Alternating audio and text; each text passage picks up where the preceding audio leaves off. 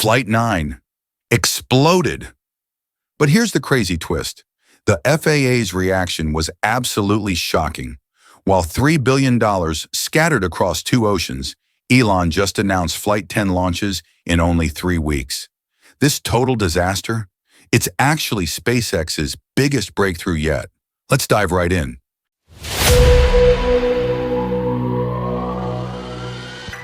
So here's what actually happened on May 27th, and why it's driving everyone absolutely crazy.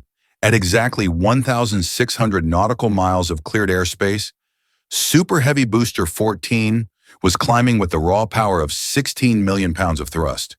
That's like strapping 32 Boeing 747 engines together and lighting them all at once. The monster rocket was carrying Ship 35 toward the Florida Straits when suddenly, boom! The $3 billion machine disintegrated over the Gulf of Mexico.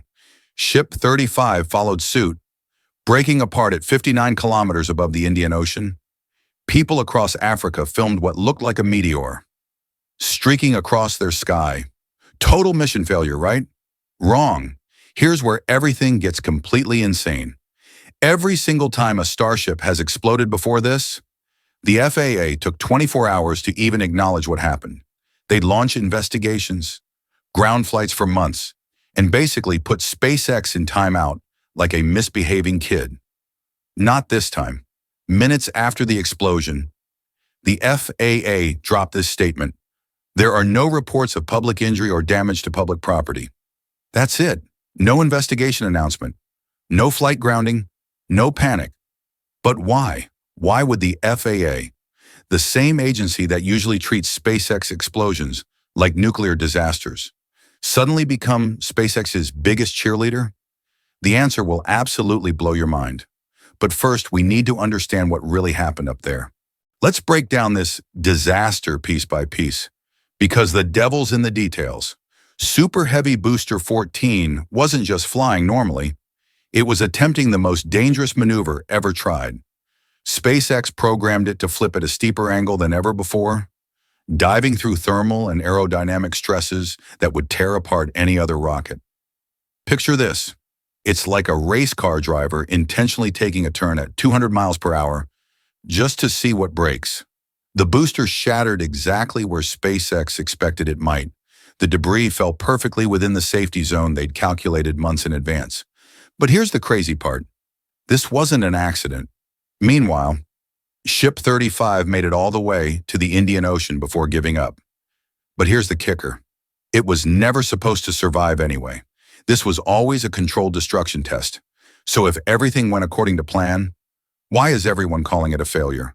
While the space community was busy writing Starship's obituary, Elon dropped this tweet that changed everything. Starship made it to the scheduled ship engine cutoff. So big improvement over last flight.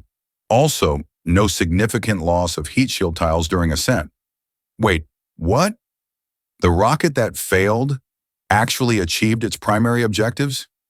Here's what Elon wasn't telling us directly. This wasn't a launch. This was a deliberate stress test, designed to find breaking points. And they found exactly what they were looking for. But the real discovery, the one that could make or break humanity's future in space, was hiding in the data. Remember Flight 8? The engines cut out early, and heat shield tiles were peeling off like confetti.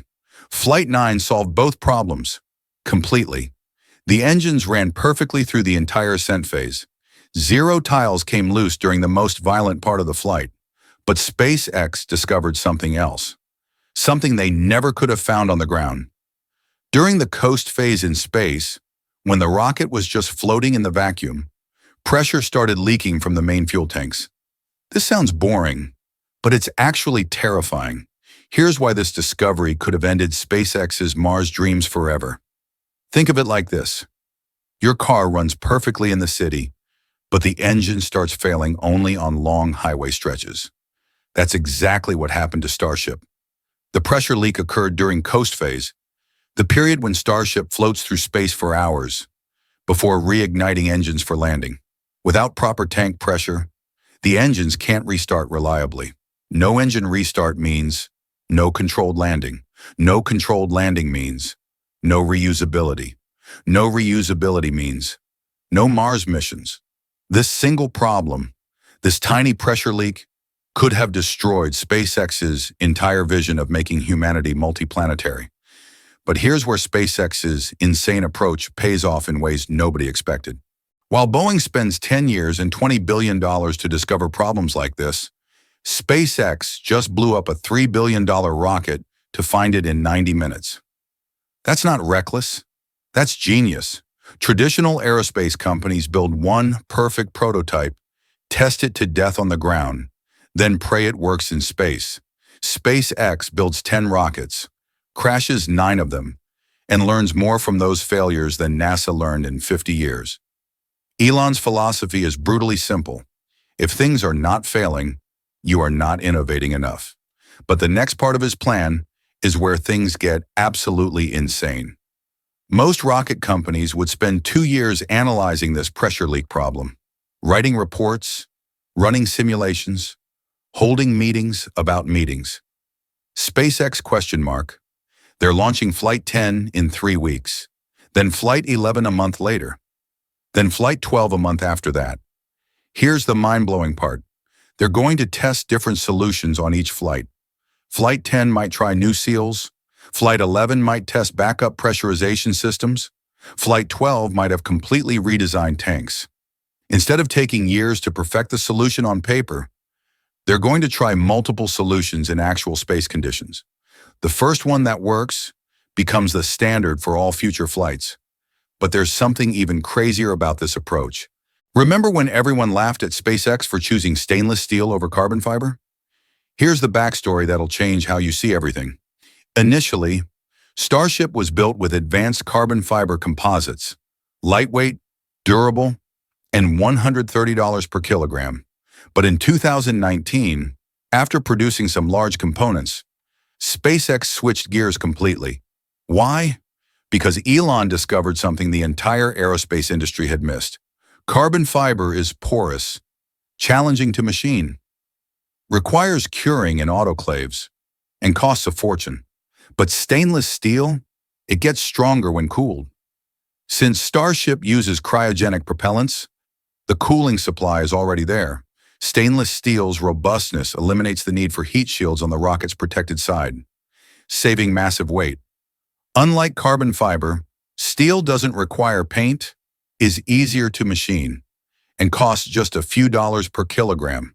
For a company planning to mass-produce rockets, these advantages are absolutely critical. But here's the twist nobody saw coming. This isn't just about fixing rockets faster. This is about revolutionizing how humanity approaches impossible problems. While other companies are still trying to build the perfect rocket, SpaceX is about to have a fleet of battle-tested spacecraft that have survived every conceivable failure mode. Think about this. By the end of 2025, SpaceX will have more real space flight data than every other rocket company in history combined. They'll know exactly how their rockets behave in conditions nobody else has even tested for. And that pressure leak problem that could have ended Mars missions, it's about to become SpaceX's biggest advantage, because once they solve it, they'll have the only rocket in the world that can reliably coast through space for months. But here's what nobody's talking about, and it's going to determine whether humanity becomes multiplanetary or stays trapped on Earth forever. SpaceX COO Gwynne Shotwell dropped this bombshell. The global telecommunications market is worth about $1 trillion annually, and SpaceX believes it can capture 3 to 4% of that market. That's $30 to $40 billion per year, just from Starlink. But Starship's real potential goes way beyond internet satellites. With the ability to deliver over 100 tons of cargo to almost any destination in the solar system, Starship could replace every rocket currently flying. NASA is already committed to using Starship for its Artemis moon program. The Space Launch System, with its $2 billion per launch price tag, could eventually face pressure to be retired if Starship proves its viability. Here's Elon's absolutely insane vision. An entire fleet of Starships, potentially capable of multiple daily launches. With this capacity, SpaceX could deliver up to 1 million tons of cargo into orbit annually. 1 million tons. That's like launching the International Space Station 400 times per year. What can humanity achieve with such unprecedented capability? The answer is staring us in the face. But there's one more twist that changes everything. Flight 10 isn't just another test. It's the potential turning point for the entire Starship program. With subsequent launches scheduled monthly, SpaceX will be able to quickly apply lessons learned and test new solutions. Instead of taking months to analyze each fault individually, they can validate fixes in the very next flights while the data is still fresh. The explosion isn't a failure or disappointment. It's the epitome of SpaceX's bold and innovative style. And here's the final piece of the puzzle that nobody's connecting. Launch Complex 39A, the historic site of the Apollo and Space Shuttle missions, has been transformed by Falcon rockets into the busiest launch site in the world. Starship's addition to this launch complex marks the next chapter in its storied history. But the question everyone should be asking is, so here's what we just witnessed. SpaceX didn't just lose a rocket. They discovered the one problem that could have killed Mars colonization, and they found it in 90 minutes instead of 90 months. While everyone's calling Flight 9 a disaster, it's actually the breakthrough that makes everything else possible. Flight 10 launches in 3 weeks, and it's carrying the solution to humanity's biggest space challenge. But here's what's really crazy. This is just the beginning. We're watching the birth of something that will define the next century of human civilization. The question isn't whether SpaceX will reach Mars anymore. The question is, what happens when getting to space becomes as routine as catching a flight to Europe? When launching 100 tons to orbit costs less than a luxury car? When we can build space stations the size of cities? When Mars colonies become reality instead of science fiction? What kind of species do we become? If you're as obsessed with humanity's space future as we are, hit that subscribe button and join the Space Corps family. We're tracking every breakthrough, every explosion, every impossible dream becoming reality. Because this isn't just about rockets. It's about rewriting the rules of what's possible. What do you think humanity should do with unlimited access to space? Let us know in the comments, because some of your ideas might just become tomorrow's headlines.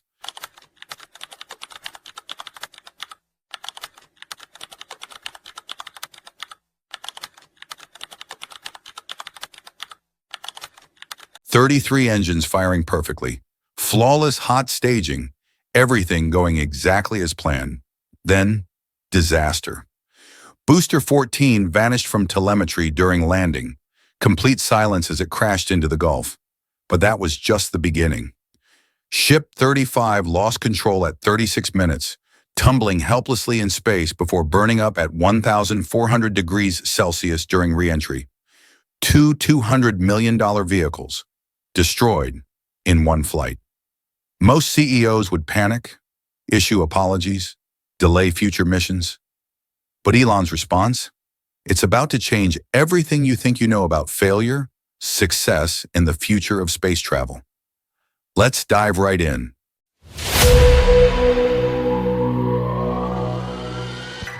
Picture this. 33 Raptor engines roaring simultaneously. That's 16.7 million pounds of thrust, enough to lift a skyscraper off the ground. Every single engine, firing perfectly in harmony. No anomalies, no red flags. Mission control in Hawthorne was ecstatic. Chamber pressure is nominal.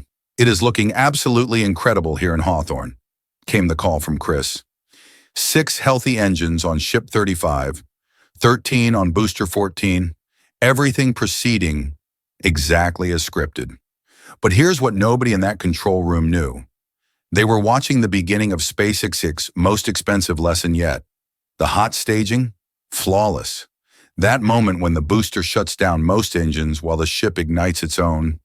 It's like a perfectly choreographed dance at 60 miles above Earth. Ship 35 separated cleanly, soaring towards space on 6 powerful Raptors. Meanwhile, Booster 14 executed its first ever directional flip. Instead of the usual tumbling maneuver, it flipped straight up. A new technique SpaceX had been dying to test. The crowd cheered. The engineers high-fived. But why was everyone celebrating when disaster was already locked in? Here's what SpaceX didn't advertise. Flight 9 was never meant to be safe. They were deliberately pushing both vehicles beyond their limits. Booster 14 was flying its second mission, already a risky proposition. But that wasn't the real gamble. The real risk? They planned to stress test the booster during re-entry with a higher angle of attack. Think of it like belly flopping, instead of diving cleanly into water. More drag, more heat, more stress on every component. We've done this in wind tunnels. We've done this in computer modeling. It shows that sometimes the control isn't great, Dan admitted during the live stream. Translation, they knew it might fail, but why take such a massive risk with a $100 million booster? Because SpaceX had learned something terrifying from previous flights. Normal re-entries weren't teaching them enough about the vehicle's limits. They needed to break things systematically to understand where the real